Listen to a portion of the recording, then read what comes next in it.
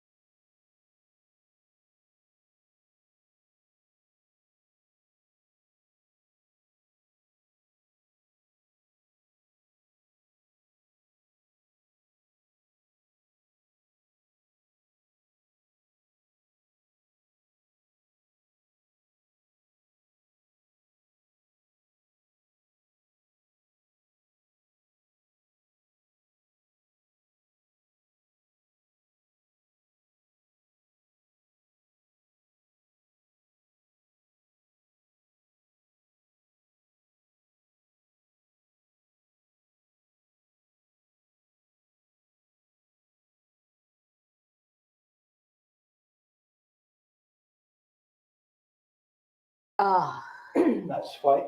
Okay. Right. So can you hear now? I think we should now have audio. Feed was muted. Okay.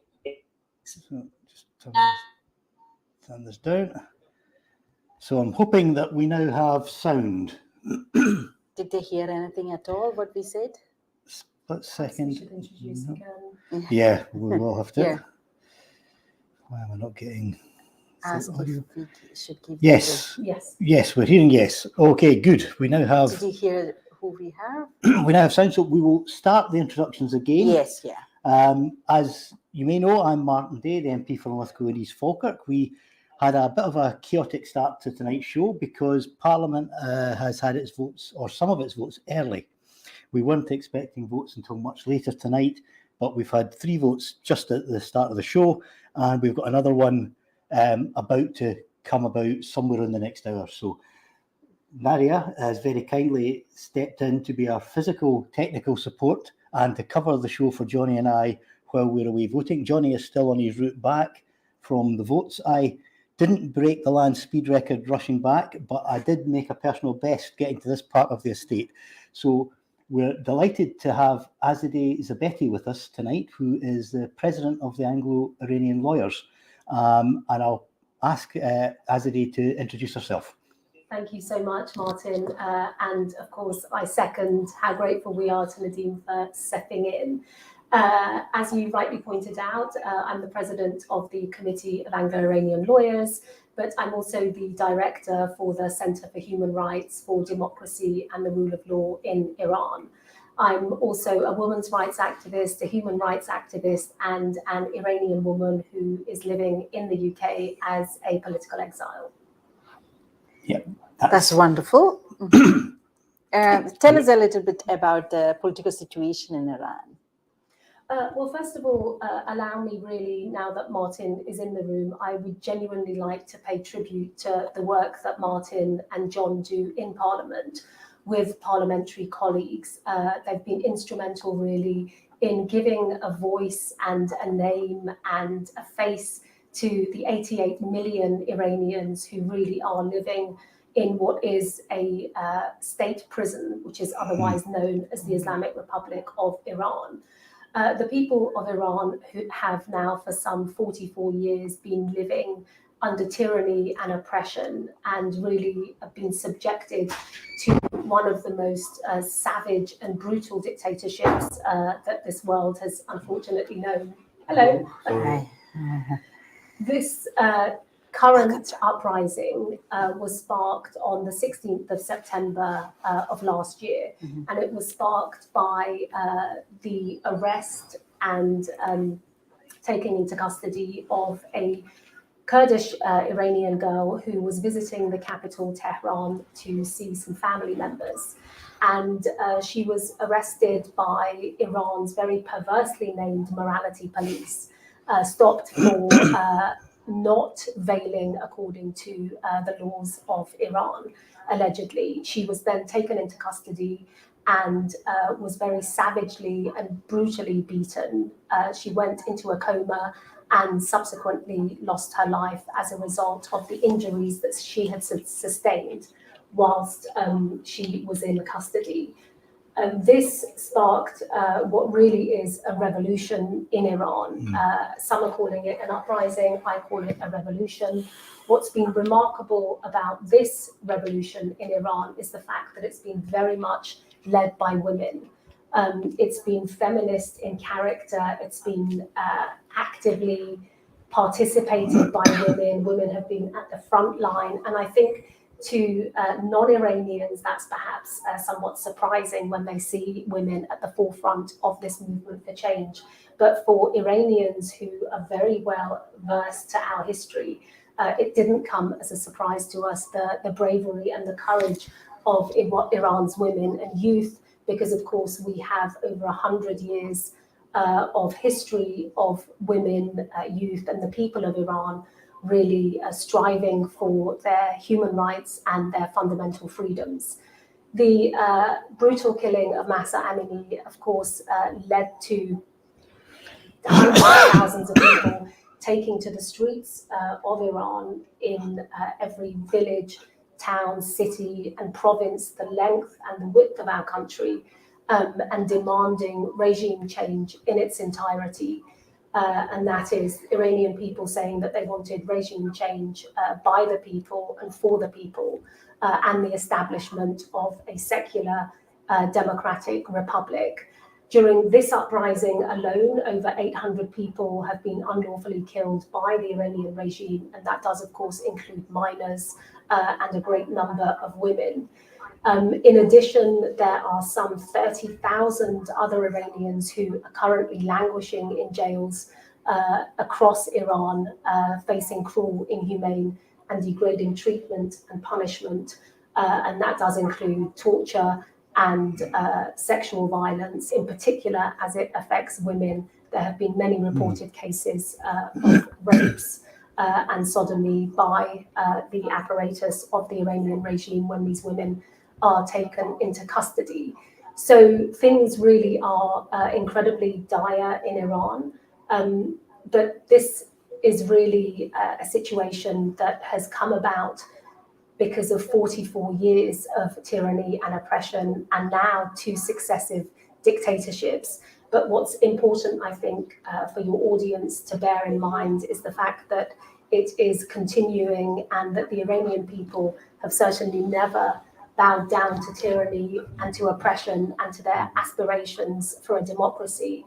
And furthermore, what's important to note is that, these are inalienable rights that the Iranian people are entitled to by virtue of being human, as we all are. It's just that, unfortunately, because of the tyranny of the Iranian regime, of course, the Iranian people have been subjected to this savagery and this brutal theocracy. Yeah, thank you for that wonderful introduction. We've got a short video to play as well, which I think will maybe just bring that home to people. So we'll just go to that.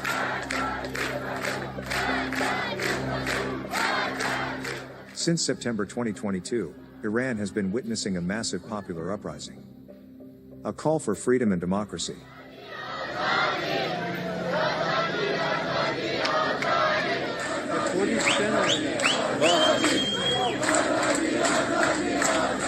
Reports indicate that around 750 protesters have been killed and 30,000 individuals arrested.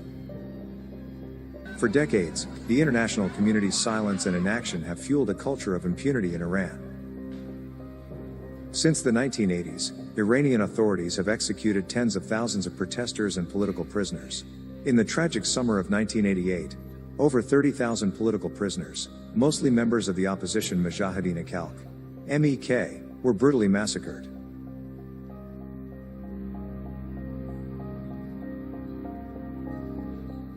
The people of Iran have made their voices heard. They reject both the oppressive monarchy and the current religious regime. They are struggling for a free and democratic republic.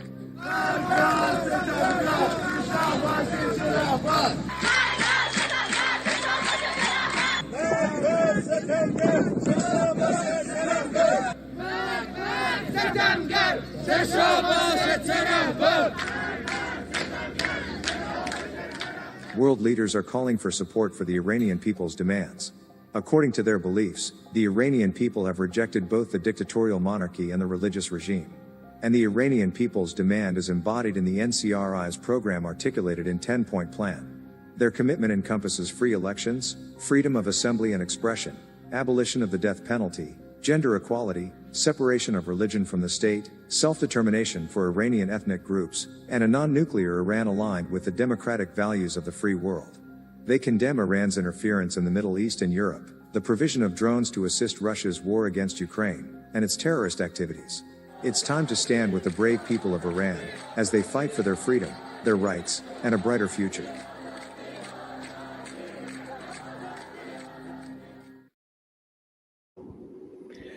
Yeah, that certainly helps bring home, I think, and illustrates just what's been happening. And I think the thing that jumps out, and every time I hear stories of Iran, is the number of people who've been executed or murdered by the regime. It must have the highest number of executions anywhere in the world. And absolutely, yeah, they do. So the Iranian regime executes more people per capita of the population than anywhere else on earth.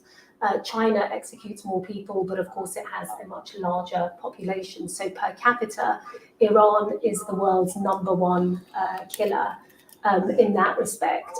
Only very recently, Amnesty International called the recent rise and spate of executions in Iran. Amnesty described it as a killing spree by the Iranian regime. Yeah. And of course, recalling this is a regime that has a despicable curriculum vitae when it comes to human rights violations and violating the rights of Iranian people.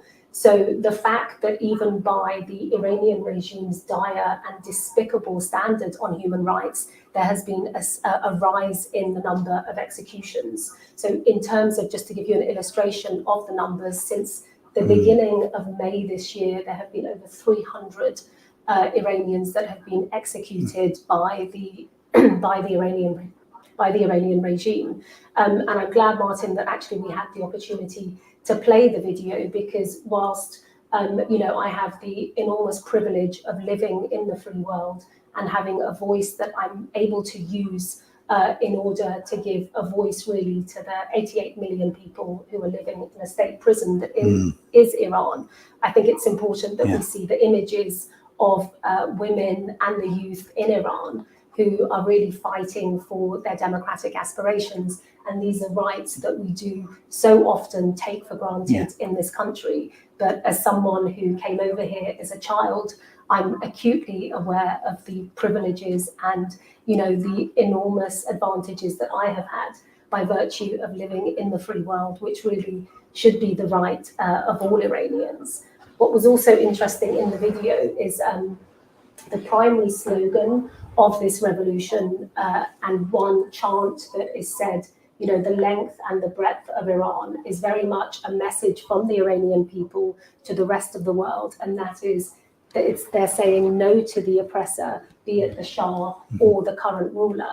And I think that's vital and imperative for people to be aware of, because I'm often really disappointed when I hear people look back on Iran's history with this sort of romanticism for a past that didn't exist in Iran, looking back with rose-tinted glasses to the reign of the Shah. Unfortunately, that really wasn't the case. Yeah. And I can appreciate and understand people wanting to look back and thinking that times were better, but they absolutely were not. The Shah was a dictator, and the reason why people, including my parents, took to the streets in 1979, and the reason we came here as refugees in 1980 was really because of the movement for change that happened in Iran. And that is the youth and the people saying that they had had enough of the dictatorship of the Shah and his father. And, one only has to really peruse the annual reports of Amnesty International in the 1970s to see that, kangaroo courts, sham trials, political prisoners, execution and torture was commonplace under the reign of the Shah. And also, one has to recall that this current dictatorship has very much inherited the apparatus that was left by the former dictators. So, for example, Evin prison, the notorious prison inside Iran, that houses tens of thousands of political prisoners, including Nazanin Radcliffe, who spent some time there during her 6-year ordeal. This is a prison that was built by the Shah of Iran to house political prisoners. And it's really appalling that that should be the case. And I think, as I said, it's very important to give this voice to the people of Iran who are making their feelings extremely clear. They're being unequivocal, clear, loud, and really wanting the world to hear that it's no to dictatorship, whether it's the Shah or the current ruler. And quite frankly, as somebody who has had family members who have been imprisoned and mercilessly tortured by Iran's notorious Savak under the Shah, and as someone who's had family members who have been imprisoned and tortured and executed by this current regime, speaking as a family that has victims from both successive regimes, I can tell you that, in my opinion, the Iranian people deserve much better than a choice between two dictators. Now, whether that is the lesser of two evils is really questionable, but we deserve far greater than that. The Iranian people have, for over 100 years, sought this secular government, and one where the human rights and the fundamental freedoms of all Iranians are respected. We have a very diverse country. We have a great number of linguistic minorities, racial minorities, ethnic minorities, religious minorities,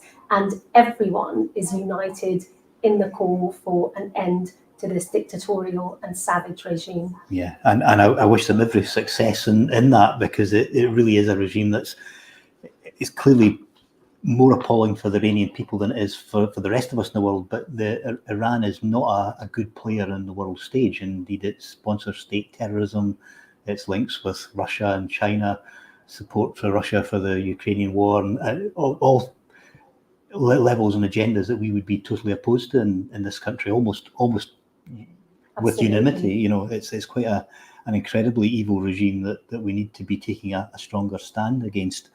And I know I look and wonder why the UK hasn't taken a firmer stance. And I know they're paranoid about the nuclear deal, but I don't think that's worth the paper it's written on. And I don't know what your own thoughts are. I agree with you wholeheartedly.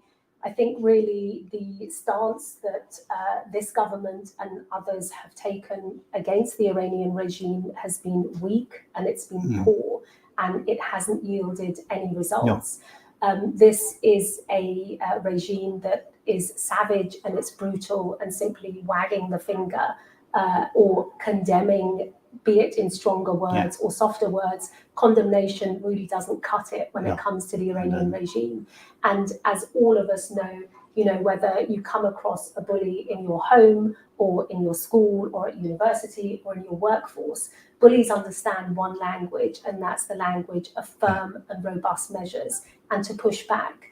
But unfortunately, what this government and other governments, including those in the EU and those across the pond, they have engaged the Iranian regime, and really, I think they've used a very large thesaurus to describe the numbers of ways that we have dealt with this regime. So we had the period of rapprochement with the regime. We had what was called human rights dialogue. We had a system of, I believe it was called constructive dialogue. You know, there has been all types of dialogue. But unfortunately, what each of those periods of government and policy has done is that it has simply emboldened the regime to go further and to go further. And it's given not the amber light to the Iranian regime, but unfortunately, it's given them a green light, not only to carry out domestic repression, human rights violations and executions, but unfortunately what has happened is it's also led to a system where the Iranian regime, as you said, Martin, is a state sponsor of terrorism. So not only are they funding terrorists, not only are they training terrorists, but they're also exporting terrorism. And a case in point really is the current situation, the appalling situation in the Ukraine. You know, the Iranian government has been responsible for supplying Putin with drones that have then been going on to kill the civilian population inside of the Ukraine, but also to destroy Ukraine's civil infrastructure. And that's why really the Ukrainian people are united with us, but also the people of Syria, where it was the Iranian regime who bolstered the regime of Bashar al-Assad that went on to kill, I believe the number is somewhere in the region of 500,000 civilians. And it's also this regime that's been responsible for the rights violations that are currently taking place in the Yemen, the death of coalition forces in Iraq, in Afghanistan, and we could go on, because it's we often describe it as Iranians as, you know, the regime is like an octopus, and it really has its tentacles in anywhere in the world where there is terrorism taking place. So I believe it's not only the duty and the responsibility of Iranians to overthrow this regime, but I think it really is the responsibility of governments to take a much stronger and firmer approach with the Iranian regime, because unfortunately they are a direct threat to our way of life in this country, to our democracy, and to the life that we lead. The Iranian regime is very much against the way of life that we have and the freedoms that we enjoy. Yeah, and I think a good example of that, and while I'm not fully up to speed on it, but is the BBC Persian journalists that were targeted, you know, in this country. So I mean, you're right about the tentacles reaching, and it's a very unsavoury regime in all shapes and forms. But to then go out and target the press and but I think that is, you know, you're absolutely right to call that out, because it's absolutely appalling. But unfortunately, in my opinion, it's an indictment on the policy that this government and others have taken, that we are allowing a government, a pariah government like the Iranian regime, to really set the standard for how we're doing things in this country. And the policy of appeasement really has never worked anywhere in the world. And just as Sir Neville Chamberlain is often unkindly referred to as the architect of the policy of appeasement, just as it didn't work then, it certainly hasn't worked in Iran or in the case of other places.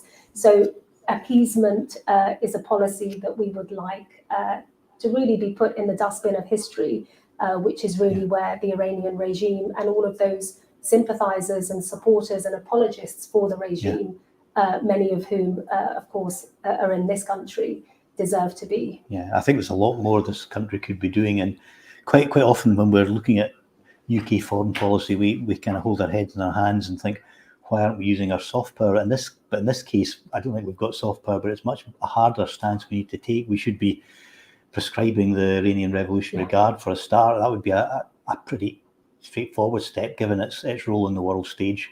And we should be looking at serious sanctions against other players that are there. I mean, there have been a few sanctions imposed, but not to the scale it should be, given the way that they've behaved, not just in their own country, but also over here. And absolutely. In and the IRGC, the situation with the IRGC, in case your viewers are not aware, it's Iran's Revolutionary Guards Corps.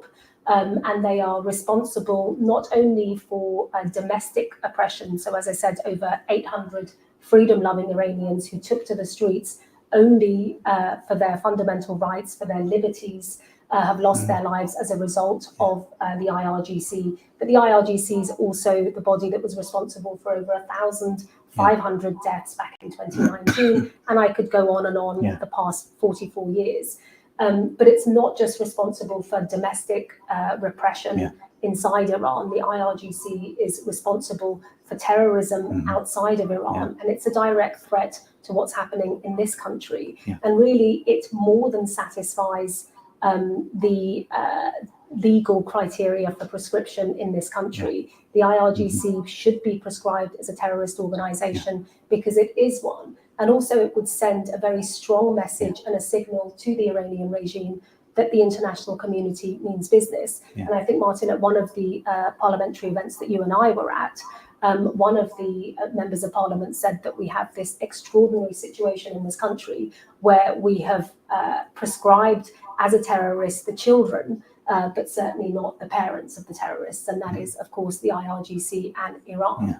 And really, I think the work that you and the parliamentary committee in this country have done has been instrumental in really raising the voice of the Iranian people. As we're all aware, the media in this country can be exceptionally fickle, as they are anywhere. So it's important to keep the voice of the Iranian people out there and have people listen to the stories that are coming from inside Iran, because I think people inside Iran really are putting their lives in their hands. You know, the regime has a shoot to kill policy when it comes to demonstrations and uprising against the system. So people are taking their life into their hands for really the basic right to life, to enjoy the fundamental freedoms that we take for granted. You know, a conversation between the four of us in Iran would be punishable by death.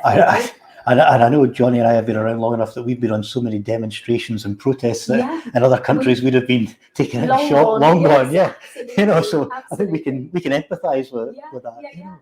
But the work we do here is so important, and I was thrilled that actually John is one of the signatories to the Iran statement.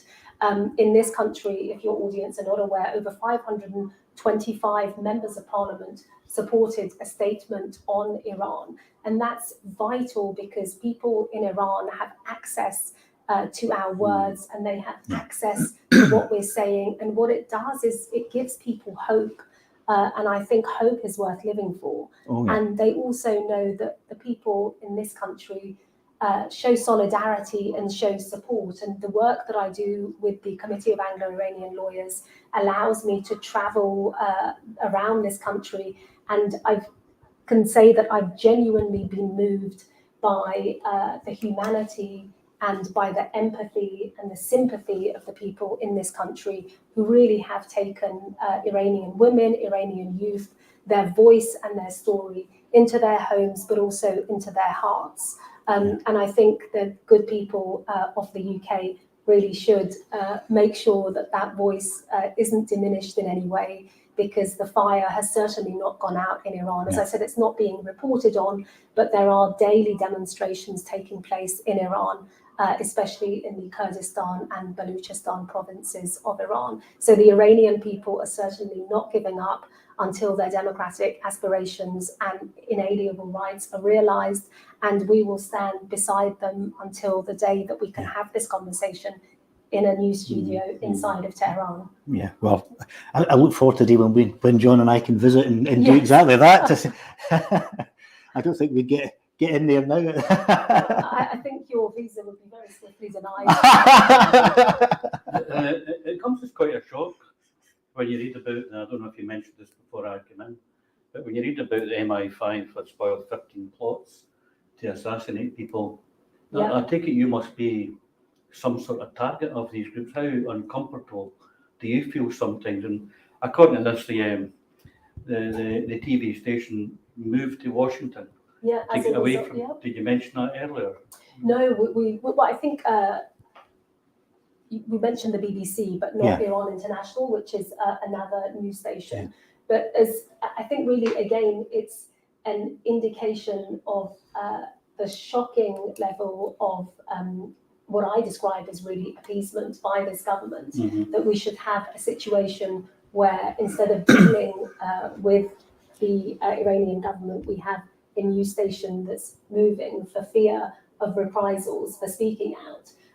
Anyone who speaks out against the Iranian regime is certainly a target, which is why one of the things that the Iranian community are asking for is that the embassy of Iran is closed in this country. As all Iranians know, certainly those of us in the exile community, the embassy in this country is certainly not where consular activities take place or where diplomatic activities are taking place. As far as the Iranian embassy in London is concerned, it's a spy of terrorists and a den, really, of spies and terrorists and murderers and people who are conducting espionage on the Iranian diaspora, including, of course, myself and others who are supporters and sympathizers of the main opposition movement, which is the NCRI, as you pointed out.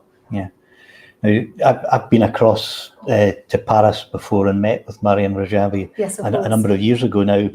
And I know Johnny's been over at the main conference in the past. And one thing that's always impressed me when I've seen, all on camera, when I've seen the level of sort of communication that the opposition do, it's very professional, very slick. So we often complain in this country, we're dealing with the mainstream media and it's not friendly to us. But you have a totally different scenario where it's beyond not friendly. It's but you still manage to produce your own good quality material and broadcast it back home. Yeah, which always impresses me. Absolutely, and I'm glad that you have mentioned the Free Iran rally. It's an annual summit that takes place, that's attended by really, I think on the last occasion in 2018, by some 100,000 people, and it's members of the diaspora, the Iranian community around the world, but also it's attended by dignitaries such as yourselves, by embassies. It's attended by people from the United States, politicians, human rights activists, and it really is the coming together of people standing in support and in solidarity for the democratic aspirations of the Iranian people. But also when you mention the NCRI, I think it's, many people say to me, well, look, we certainly don't want a situation like we've had in other countries, such as, after the Arab Spring, where there was a power vacuum and look, things are worse. But that really isn't the same in Iran. The Iranian people have a resistance movement. As you pointed out, it's incredibly organized. It enjoys the support of majorities of parliaments. Only recently, we were at a meeting where it was announced that the NCRI had the majority of support, not only in these houses, but also in Ireland, in Wales, and in Scotland. And that's also been echoed in other parliaments around the world. And it's an organisation that really has 4 decades of history of having this parliament in exile. And what's most impressive is the fact that it's led by a woman. And that really is an inspiration for many of us. And she is, as you said, you have met Mrs. Rajavi. She's really a personal inspiration to myself. And she's an individual whose dedication and whose steadfastness and public service is really second to none. And in a free and a democratic and a secular republic of Iran, she certainly has my vote. But of course, what we want for Iran is a democracy and for people to have the vote. And that's what we're fighting for. Yeah, that's a very worthy aim. It's what was the old line from Barber's, the Bruce? Freedom is a noble thing. Freedom makes man to his own liking. That's a Scottish poem on the. Absolutely. So I think we can all empathise with that, and I hope we see it soon. And I think some of the scenes we've seen coming out of Iran suggest that the regime cannot be stable with that level of protest on the ground. No, and unfortunately, the killing of the protesters has very much been in line with the modus operandi of the Iranian regime. The modus operandi of this regime has always been terrorism abroad and domestic repression, and also the export of, I guess you would describe as Islamic fundamentalism, and the spreading of this ideology to neighboring countries, but also around the world. This is a state and a country that wants to see the destruction, really, of Western democracies and would like to see satellite Iranian states all over the world. And it's not just the duty and the responsibility of Iranians to stand up to this regime, but I think that if we take our freedoms and our democracies for granted, we really are looking at a situation where the Iranian regime will just be allowed to be bolstered and to become stronger and to really spread its malign views and activities around the world.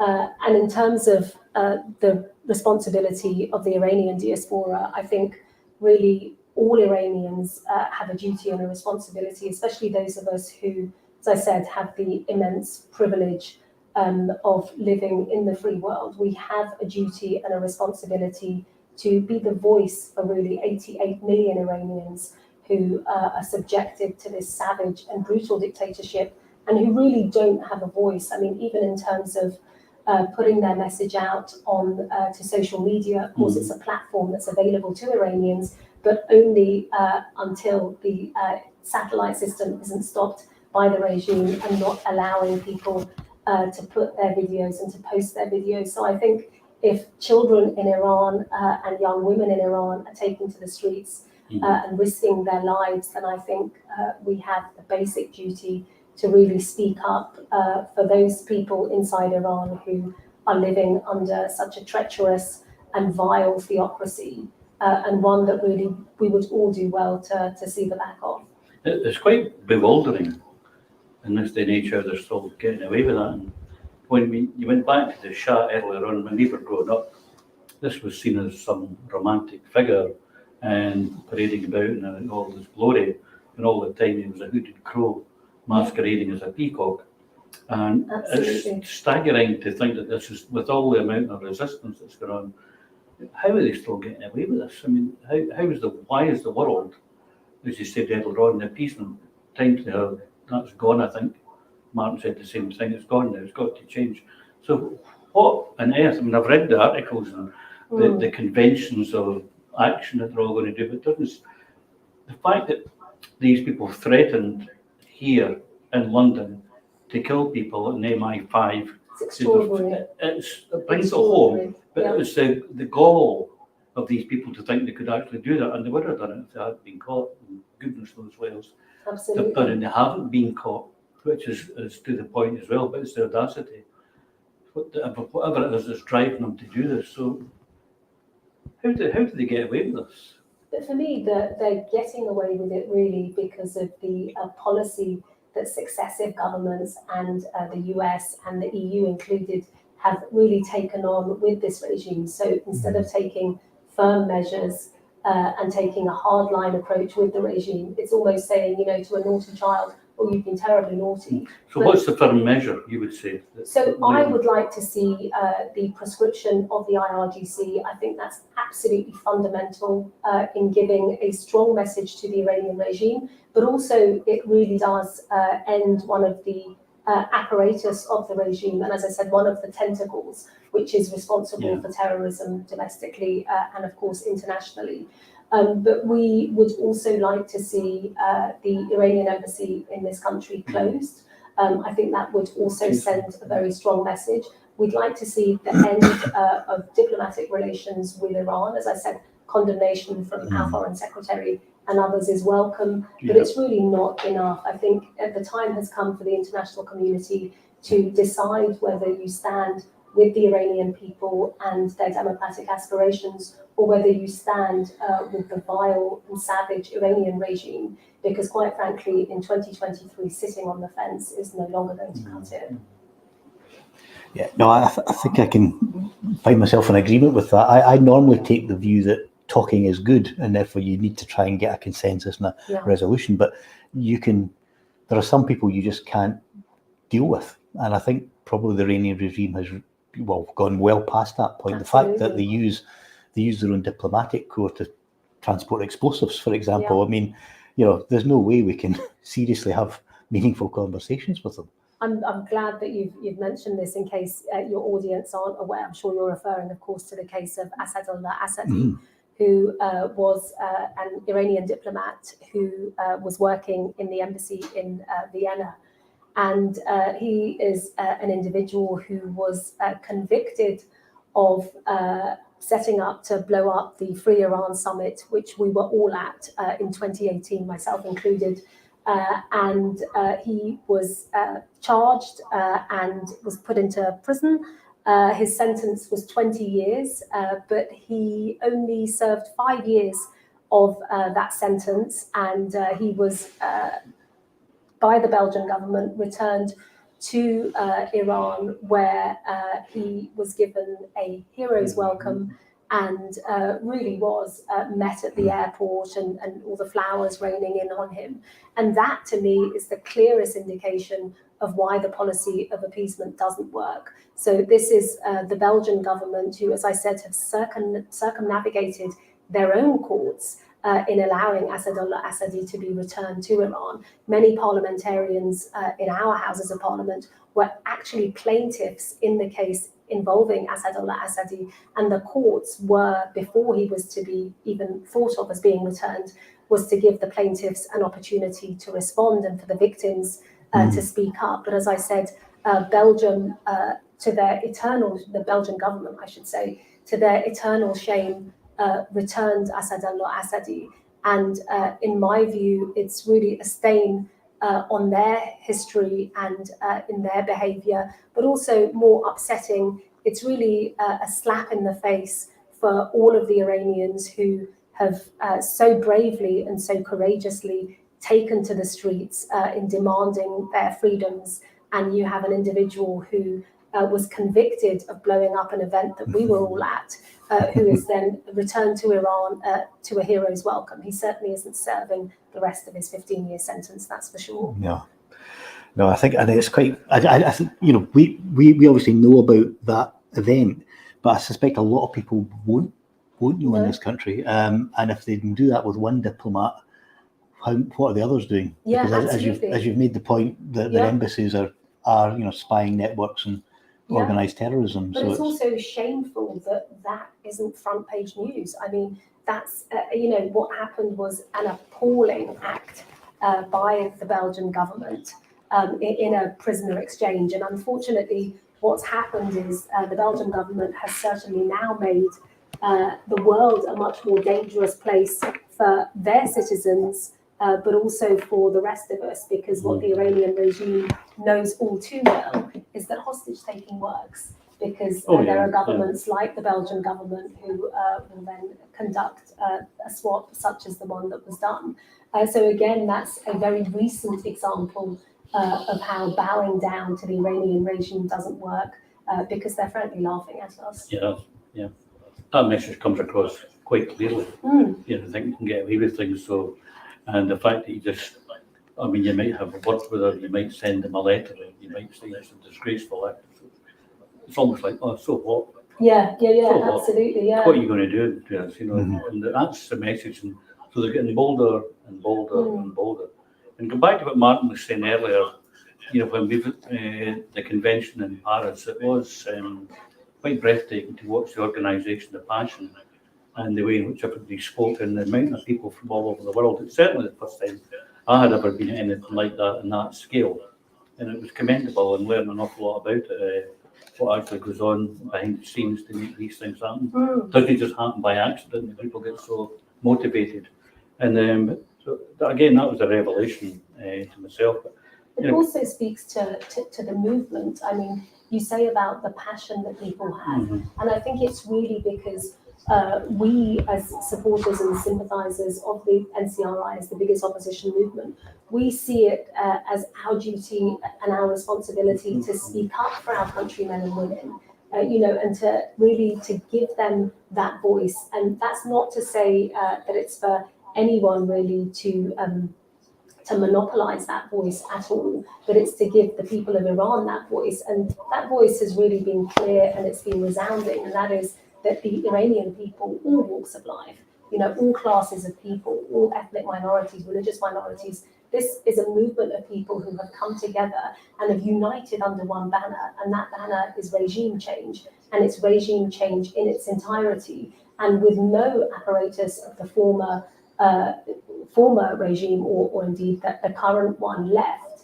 And in terms of, I think, what you're saying about the organisation, it's because the organisation, has a 60-year history. So the MEK has a 60-year history of fighting against two successive dictatorships, and over 120,000 of their supporters and sympathisers have been executed. So we really do, all of us, feel this burden, and to make sure that all of the lives that have been lost in pursuit of this freedom, that blood isn't spilt in vain. And the best way to honour all of those martyrs who have died for the cause of freedom and democracy and liberty in Iran, the best way that we can honour their lives and their death is to stand up for the cause that they died for, and that's freedom and liberty and really the inalienable rights that all of us take for granted in this country. And I've certainly been given by virtue of the fact that I'm a child refugee or the child of refugees. So I think it's very, very important for us, but also the Iranian resistance has an incredibly widespread community inside of Iran. So they've been instrumental in having resistance units that are really spread out and spaced all over Iran. And these are ordinary men and women. So it could be teachers, it could be coal miners, it could be road sweepers, nurses, who are really ordinary people, but who are conducting extraordinary things and risking their lives, but making sure that they're organizing the demonstrations and the rallies, making sure that people are coming out onto the streets, reading the slogans that are being said. So it's not only an organization that has, as I said, the majorities of support in this country, but in Iran as well, they're incredibly well supported, well organized, and we can see that by, as I said, the influence and the activities of the resistance units that are inside Iran currently. Yeah, thank you for that. And of course, if it wasn't for those resistance activists in Iran, we would never even have known about the nuclear program. Exactly. A massive impact for the West. So, the risks that people are taking on the ground are risks that are benefiting us here. So it really, we owe them a payback in many respects. So absolutely, and this organisation is also the organisation that not only revealed the nuclear ambitions and activities and success of the Iranian regime, but also it's the organisation that very much exposed the rights violations that were taking place in Iran. The first videos of stoning of women to death and of eye gouging were brought out of the country by obviously those supporters and sympathizers of the resistance movement. So it's always been giving a voice and a vessel to the people of Iran until the time that the barbarity of the Iranian regime is really put to bed and the Iranian people can enjoy universal suffrage, and that's of course one person, one vote, as I said, in a free, a democratic and a secular Republic of Iran. And that's really the role and the responsibility of the National Council of Resistance of Iran, to make sure that in that interim period there is a system in place to make sure that those free and fair elections do take place after 6 months. No.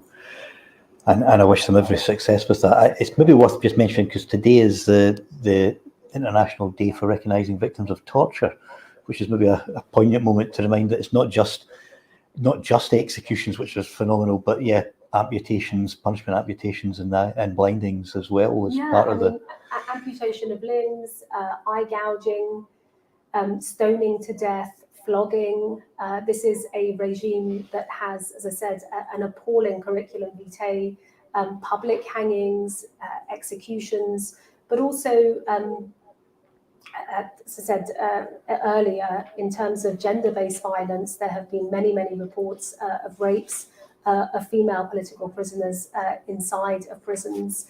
And also this is a regime that, as I said, it's 44 years of tyranny. In 1988, in the summer of 1988, this regime executed 30,000 political prisoners, many of whom are buried in mass graves all across Iran, and their families are still waiting for the perpetrators of that atrocity to be brought to justice.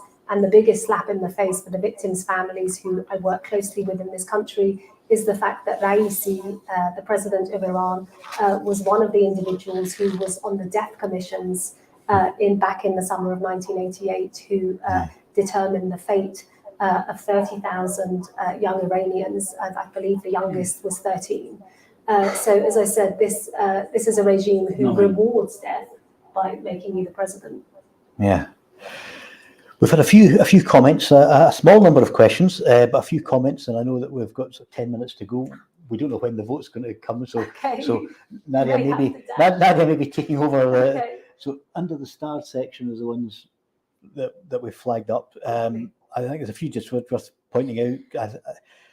I think, those of us in the West and the UK is one of the main culprits, have a lot to blame for the destabilisation of the Middle East and other parts of the world over centuries, never mind decades. And Mr. E makes that point, and also just reminds us that what can happen when the right to protest is no longer available, which is perhaps salutary for those of us in this country to think about that. These rights are hard won and easily lost, as is demonstrated by Iran, and let's just hope we're not going down that route. But some of the legislation that's came out of here lately is frightening as well. Also, Mr. E was asking, was the Iranian Prime Minister educated in a Scottish university? Now, certainly some of the regime had been in the past. I would need to Google that to check myself. I have Googled this, and current, previous one wasn't it? To President of Iran, Hassan Rouhani. Oh, right, he was educated in a Scottish university. I think he was Glasgow, Glasgow Caledonian University. Yep. The facts are in here. Sometimes the recall is not quick enough. So there are Scottish connections, and not always on the side of the angels either, which is perhaps another salutary lesson for us. Wolf Pet has pointed out that the comments earlier were absolutely right, and this is obviously on the appeasement situation. Politely mumbling some weak disapproval only assured them that no stronger action will follow and allows them to go further. Absolutely, I think. Put it perfectly. Yeah. Charles Smith has asked a question. I'll just put it up. Are the IRGC also major factors in the Iranian economy? Yes. Very much so. That's a very, very good point that's been made. They are so intrinsically involved in the Iranian economy, and for those that don't know, why they have the power. Yeah, it's the power and it's the money. So why does this government not stop the money train? Stop the gravy from getting to the regime. And it's a huge force as well. It's not a couple of thousand folk. It's hundreds of thousands. Hundreds and hundreds of thousands of people, and really the Iranian economy is collapsing. The rial is plummeting, which is, of course, Iran's national currency. And also inflation continues to hover at some 72 or so percent. The cost of living has gone through the roof. Iran is the world's third richest country in terms of natural resources, oil and gas, and yet over 80% of our people live under the poverty line. Which really is a disgusting indictment on the Iranian government and their mismanagement and their corruption of the economy and of the country. Yeah, Mr. E has said Iran was a massively free modern country up until the current regime took power. A powerhouse of a liberal freedom of their sovereign culture. Unfortunately, it was underwrote by the empire of the UK. It's a bit more complicated than that, I think, and it was perhaps not as obviously evil as maybe what I'm exactly. And I think I really don't want to take up any more time sort of talking about the previous regime, but I think that really, and understandably so, I think it's a misconception by a lot of people that, as I said, there's a sort of nostalgia and a romanticism for this past under the Shah, that really, I can tell you that the subjects of the Shah certainly were not living. Perhaps a minority were living this life that your audience member is alluding to, just as a minority of those who are associated with this current regime are certainly living a very free life. I think a lot of the images we've seen in this country of the historical position was what our media showed us, and there was an element of British foreign policy being reflected in that rather than absolutely. But a monarchy in Iran is certainly not whatever the views are of a monarchy in this country. A constitutional monarchy, such as in Scandinavia or in this country, is very, very different to a monarchy in Iran, which in our history has always been tantamount to dictatorship. And that's just the way it is. So we had guests on a couple of weeks ago from Bahrain, and that was a very point that they were making. Yeah, which leads us on to the next question that's came in. Real Yes has asked us, how do human rights abuses and cavalier use of torture and the death penalty in the strict Shia-dominated theocracy of Iran compare with that of comparatively strict Salafist and Wahhabi Sunni-influenced theocracy such as Saudi Arabia? I think we'd oppose all human rights abuses irrespective of where they are in the world. Absolutely, yeah. But in terms of death penalties, we've pointed out Iran has the highest proportion of death penalties anywhere on the globe. Per capita So it's of population. not a record you want to set. Yeah, and really we're not in the business of comparing dictators and comparing human rights violations. Rights violations taking place anywhere are appalling and should be condemned. And really we should all be aspiring to the Universal Declaration of Human Rights and the provisions contained therein. And one is, of course, abolition of the death penalty in its entirety, irrespective of the alleged crime. Absolutely. I would agree 100% with that. And I think the more countries we can get to that democratic, secular state level, the safer the whole world will be and the more pressure we bring to bear on other regimes that are as bad or slightly less bad. I mean, it's not... it's like that old Scottish joke. What was it used to say to the man? Are you still beating your wife? Whatever you answer to that is the wrong answer. Yeah, absolutely. That's true.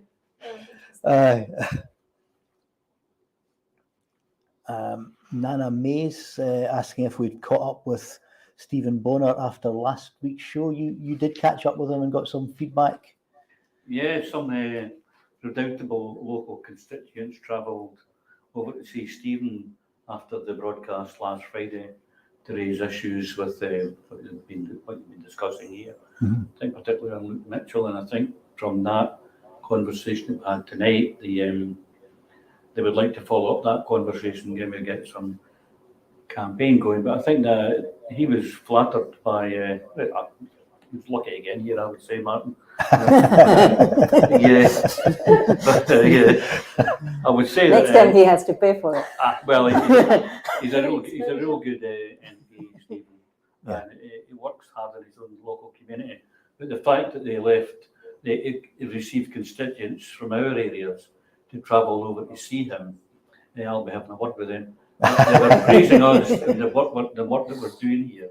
So those constituents went to see him. So the way that Stephen spoke, obviously that chimed with what they were feeling. So we'll pursue that as well. So there's always something good comes out of these things, I think. Hopefully quicker and a bit sooner than we have.